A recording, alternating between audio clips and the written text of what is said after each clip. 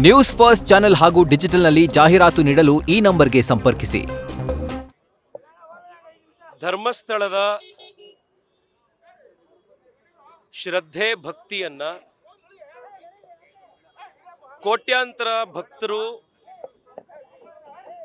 ಇಟ್ಟಿರುವಂಥ ನಂಬಿಕೆಯನ್ನ ಅಸ್ಥಿರಗೊಳಿಸಬೇಕು ಅನ್ನುವಂಥ ಒಂದು ಸ್ಪಷ್ಟ ಉದ್ದೇಶದಿಂದ ಹುನ್ನಾರದಿಂದ ಈ ಮುಸುಕುದಾರಿ ಮನುಷ್ಯ ಬಂದು ಏನು ಆರೋಪಗಳನ್ನು ಮಾಡ್ತಾನೆ, ಅದಾದ ನಂತರದಲ್ಲಿ ತಕ್ಷಣದಲ್ಲಿ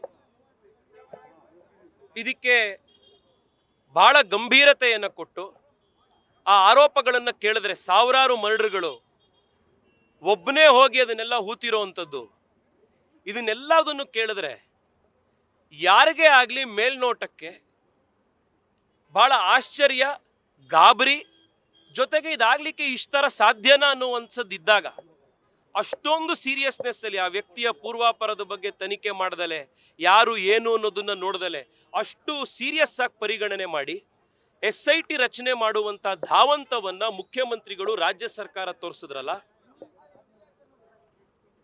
ಅಕಸ್ಮಾತ್ ಇದು ಹಿಂದೂ ಸಂಸ್ಥೆ ಅಲ್ಲದೆ, ಧರ್ಮಸ್ಥಳ ಅಲ್ಲದೆ ಬೇರೆ ಇನ್ಯಾವುದಾದ್ರೂ ಧರ್ಮದ ಸಂಸ್ಥೆಯ ಮೇಲೆ ಯಾವುದೋ ಅನಪರಿಚಿತ ಮುಸುಕುದಾರಿ ಮನುಷ್ಯ ಈ ರೀತಿ ಬಂದು ಅಲಿಗೇಷನ್ಗಳನ್ನು ಮಾಡಿದ್ದಿದ್ರೆ ಇಷ್ಟೇ ಧಾವಂತ ಅರ್ಜೆನ್ಸಿಯನ್ನ ಮಾನ್ಯ ಮುಖ್ಯಮಂತ್ರಿಗಳು ರಾಜ್ಯ ಸರ್ಕಾರ SIT ಮಾಡೋದ್ರ ಕಡೆಗೆ ತೋರಿಸಿರ್ತಿದ್ರ. ಎರಡನೇದು,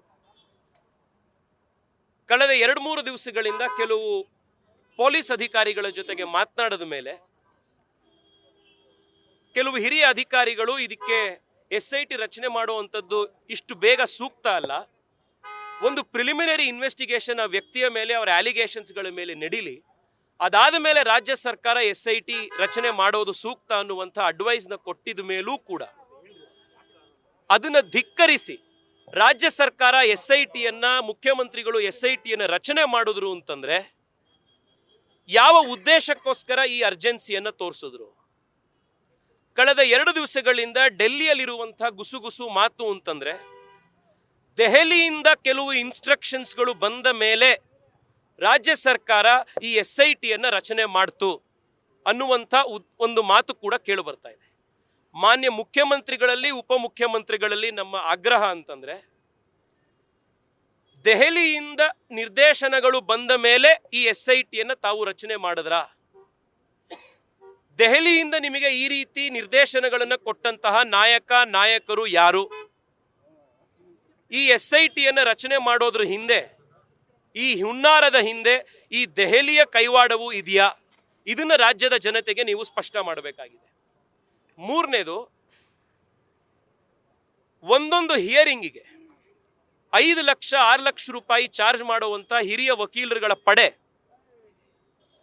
ಸಣ್ಣ ಸಣ್ಣ ಯೂಟ್ಯೂಬ್ ಚಾನೆಲ್ಗಳಿಂದ ಹಿಡಿದು ದೊಡ್ಡ ದೊಡ್ಡ ಆನ್ಲೈನ್ ಇನ್ಫ್ಲೂಯೆನ್ಸರ್ಸ್ಗಳವರೆಗೆ, BBC ತರ ಇಂಟರ್ನ್ಯಾಷನಲ್ ಚಾಲೆಂಜ್ಗಳವರೆಗೆ ಒಂದು ದೊಡ್ಡ ಒಂದು ಈಕೋಸಿಸ್ಟಮ್ ಇದ್ರ ಹಿಂದೆ ಕೆಲಸ ಮಾಡಿರೋದು ಕಾಣ್ತಾ ಇದೆ. ಈ ಷಡ್ಯಂತ್ರ ಒಂದು ವಾರದಲ್ಲೋ ಅಥವಾ ಕೇವಲ ಇಲ್ಲಿ ನಿಂತ್ಕೊಂಡು ನಡೆದಿರುವಂಥದ್ದಲ್ಲ ಅಂತ ಮೇಲ್ನೋಟಕ್ಕೆ ಎಲ್ರಿಗೂ ಕಾಣಿಸ್ತಾ ಇದೆ. ಇದರ ಸಂಪೂರ್ಣ ತನಿಖೆ ಯಾರು ಮಾಡಬೇಕು? ಧರ್ಮಸ್ಥಳವನ್ನ ಅಸ್ಥಿರಗೊಳಿಸಬೇಕು ಅಂತ ರಚನೆ ಮಾಡದಂತಹ SITಯೇ ಈ ಹುನ್ನಾರದ ತನಿಖೆ ಮಾಡಲಿಕ್ಕೆ ಸಾಧ್ಯ ಇದೆಯಾ? ಇವತ್ತು ರಾಜ್ಯದ ಜನತೆಯ ಆಗ್ರಹ ಇದೆ, ಹಿಂದೂಗಳ ಆಗ್ರಹ ಇದೆ. ಮಾನ್ಯ ಮುಖ್ಯಮಂತ್ರಿಗಳಿಗೆ ಈ ಹುನ್ನಾರದ ಭಾಗ ರಾಜ್ಯ ಸರ್ಕಾರ ಅಲ್ಲ ಅನ್ನುವಂಥದ್ದು ಸ್ಪಷ್ಟ ಇದ್ರೆ, ಇದರಲ್ಲಿ ದೆಹಲಿಯ ಯಾವುದೋ ಕೈವಾಡ ಇಲ್ಲ ಅನ್ನುವಂಥದ್ದು ಅವರಿಗೆ ಸ್ಪಷ್ಟ ಇದ್ರೆ, ಹಿಂದೂ ಸಮಾಜವನ್ನ ಅಸ್ಥಿರಗೊಳಿಸಬೇಕು ಅನ್ನುವಂಥ ಷಡ್ಯಂತ್ರ ಅದರ ಭಾಗ ನಾವಲ್ಲ ಅಂತ ಅವ್ರಿಗಿದ್ರೆ ಈ ತನಿಖೆಯನ್ನ CBIಗೆ ಹಸ್ತಾಂತರ ಮಾಡಬೇಕು ಅನ್ನುವಂಥದ್ದು ನಮ್ಮ ಆಗ್ರಹ ಇದೆ. ಹೋದ ವರ್ಷ ರಾಜ್ಯ ಸರ್ಕಾರ, ಮಾನ್ಯ ಮುಖ್ಯಮಂತ್ರಿಗಳು CBIಗೆ ರಾಜ್ಯ ಸರ್ಕಾರ ಕೊಟ್ಟಿರುವಂಥ ಸಾರ್ವತ್ರಿಕ ಸಮ್ಮತಿಯನ್ನ, ಜನರಲ್ ಕನ್ಸೆಂಟ್ ಅನ್ನ ವಿತ್ಡ್ರಾ ಮಾಡ್ಕೊಂಡಿದ್ದಾರೆ. ಕೇಂದ್ರ ಸರ್ಕಾರ ಇವತ್ತು ಏಕಾಏಕಿಯಾಗಿ ತನ್ನಷ್ಟಕ್ಕೆ ತಾನೇ CBI ಎನ್ಕ್ವೈರಿಯನ್ನು ಮಾಡಲಿಕ್ಕೆ ಸಾಧ್ಯ ಇಲ್ಲ. ಇವತ್ತು ನಮ್ಮ ಆಗ್ರಹ ಇದೆ, CBI ತನಿಖೆ ಆಗಬೇಕು, ಅದಕ್ಕೆ ರಾಜ್ಯ ಸರ್ಕಾರ ಸಮ್ಮತಿ ಕೊಡಬೇಕು. ನೀವು CBI ತನಿಖೆಯನ್ನು ಮಾಡಲಿಕ್ಕೆ ಸಮ್ಮತಿ ಕೊಡಲಿಲ್ಲ ಅಂದರೆ ಏನೋ ನೀವು ಬಹಳ ದೊಡ್ಡ ಹುನ್ನಾರವನ್ನು ನೀವು ಬಚ್ಚಿಕ್ಲಿಕ್ಕೆ ಪ್ರಯತ್ನ ಮಾಡ್ತಾ ಇದ್ದೀರಾ ಅನ್ನೋದು ಸ್ಪಷ್ಟ ಆಗುತ್ತೆ. ಕಡೆಯದಾದಂಥ ಪ್ರಶ್ನೆ, ಕಡೆಯದಾದಂಥ ಒಂದು ವಿಷಯ ಮುಖ್ಯಮಂತ್ರಿಗಳಿಗೆ ಕೇಳೋದು ಅಂತಂದರೆ, ಇದರ ಹಿಂದಿನ ವಿಧಾನಸಭಾ ಅವಧಿಯಲ್ಲಿ ಸೆಷನ್ನಲ್ಲಿ ಮತ್ತೆ ಈಗಿನ ಸೆಷನ್ನಲ್ಲಿ ರಾಜ್ಯ ಸರ್ಕಾರ ನಿಮ್ಮ ನೇತೃತ್ವದಲ್ಲಿ 3 ಕಾಯ್ದೆಗಳನ್ನು ಜಾರಿಗೆ ತರುವಂಥ ಪ್ರಯತ್ನ ಮಾಡಿತು. ಒಂದು, ನಮ್ಮ ಕರಾವಳಿ ಭಾಗದಲ್ಲಿ ಆಂಟಿ ಕಮ್ಯುನಲ್ ಟಾಸ್ಕ್ ಫೋರ್ಸನ್ನು ಶುರು ಮಾಡ್ತೀವಿ ಅಂತ ಬಂದರು. ಹೆಸರು ಆಂಟಿ ಕಮ್ಯುನಲ್ ಟಾಸ್ಕ್ ಫೋರ್ಸ್ ಅಂತ ಇಟ್ರು ಅದರ ಉದ್ದೇಶ ಹಿಂದೂ ಸಮಾಜ, ಹಿಂದೂ ಸಂಘಟನೆಗಳು, ಹಿಂದೂ ಕಾರ್ಯಕರ್ತರನ್ನೇ ಬಗ್ಗು ಬಡಿಯುವಂಥ ಉದ್ದೇಶ ಇದ್ದಿತ್ತು. ಇದನ್ನ ರಚನೆ ಮಾಡೋದಿಕ್ಕೂ ಕೂಡ ನಿಮಗೆ ದೆಹಲಿಯಿಂದ ಇನ್ಸ್ಟ್ರಕ್ಷನ್ಸ್ ಬಂತಾ? ಇದು ಯಾವ ಅಜೆಂಡಾದಲ್ಲಿ ಮಾಡಿದ್ರಿ? ನಾವು ಫೇಕ್ ನ್ಯೂಸನ್ನು ಕರ್ಬ್ ಮಾಡ್ತೀವಿ ಅಂತ ಹೇಳಿ ಒಂದು ಕಾನೂನನ್ನು ತರಬೇಕು ಅಂತ ಬಂದ್ರಿ.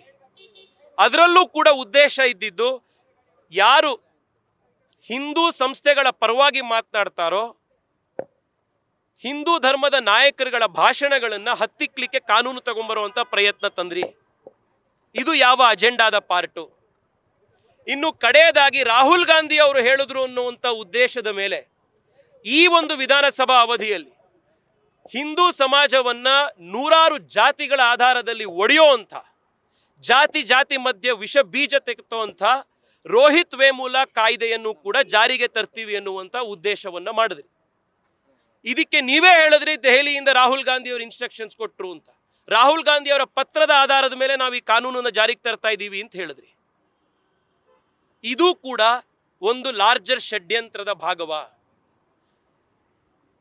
ಆಂಟಿ ಕಮ್ಯುನಲ್ ಟಾಸ್ಕ್ ಫೋರ್ಸ್ ಕರಾವಳಿ ಭಾಗಕ್ಕೆ ತೆಗೆದುಕೊಂಡು ಬಂದಿದ್ದು, ಫೇಕ್ ನ್ಯೂಸ್ ಅನ್ನು ಕರ್ಬ್ ಮಾಡ್ತೀವಿ ಅಂತ ತೆಗೆದುಕೊಂಡು ಬಂದಂತಹ ಕಾನೂನು, ರೋಹಿತ್ ವೇಮುಲ ಕಾಯ್ದೆ ಮತ್ತು ಧರ್ಮಸ್ಥಳವನ್ನು ಅಸ್ಥಿರಗೊಳಿಸುವಂಥ ಯೋಜನೆ, ಇವೆಲ್ಲವೂ ಕೂಡ ನಿಮ್ಮ ಇರಾಡಿಕೇಟ್ ಸನಾತನ ಧರ್ಮದ ಒಂದು ಲಾರ್ಜರ್ ಅಜೆಂಡಾನ? ಇದನ್ನ ಇವತ್ತು ಮಾನ್ಯ ಮುಖ್ಯಮಂತ್ರಿಗಳಿಗೆ ಬಹಳ ಸ್ಪಷ್ಟತೆಯಿಂದ ಈ 5 ಪ್ರಶ್ನೆಗಳನ್ನು ಮುಖ್ಯಮಂತ್ರಿಗಳಿಗೆ ಕೇಳ್ತಾ ಇದೆ. ಮುಖ್ಯಮಂತ್ರಿಗಳು ರಾಜ್ಯದ ಜನಕ್ಕೆ ಈ 5 ಪ್ರಶ್ನೆಗಳಿಗೆ ಸ್ಪಷ್ಟ ಉತ್ತರ ಕೊಡಬೇಕು. CBI ತನಿಖೆಯನ್ನ ಅವರು ಆದಷ್ಟು ಬೇಗ, ಯಾವ ಅರ್ಜೆನ್ಸಿಯಲ್ಲಿ, ಧಾವಂತದಲ್ಲಿ SITಯನ್ನು ರಚನೆ ಮಾಡಿದ್ರು, ಯಾವುದೇ ಪೂರ್ವಾಪರ ಯೋಚನೆ ಮಾಡದಲೆ ಕೆಲವು ಹಿರಿಯ ಪೊಲೀಸ್ ಅಧಿಕಾರಿಗಳು ಬೇಡ, ಒಂದಿಷ್ಟು ಪ್ರಿಲಿಮಿನರಿ ತನಿಖೆ ಮಾಡಿ ನಂತರ SIT ಮಾಡೋಣ ಅನ್ನೋಂಥ ಅವರ ಅಡ್ವೈಸನ್ನ ತಿರಸ್ಕಾರ ಮಾಡಿ ಕೂಡ ನೀವು SIT ರಚನೆ ಮಾಡಿದ್ರು, ಅಷ್ಟೇ ಅರ್ಜೆನ್ಸಿಯಲ್ಲಿ, ಅಷ್ಟೇ ಧಾವಂತದಲ್ಲಿ ಈ CBI ತನಿಖೆಯನ್ನು ಕೂಡ ನೀವು ಈ ಹುನ್ನಾರವನ್ನು ಬಯಲ್ಗೆಳೆಯುವಂಥ ದೃಷ್ಟಿಯಿಂದ ಮಾಡಬೇಕು ಅನ್ನುವಂಥ ಡಿಮ್ಯಾಂಡನ್ನು, ಆಗ್ರಹವನ್ನು ಮುಖ್ಯಮಂತ್ರಿಗಳಿಗೆ ಮಾಡ್ತಾ ಇದ್ದೀವಿ. ನ್ಯೂಸ್ ಫಸ್ಟ್, ನಿರ್ಭೀತಿಯಿಂದ ನಿಮ್ಮ ಪರವಾಗಿ.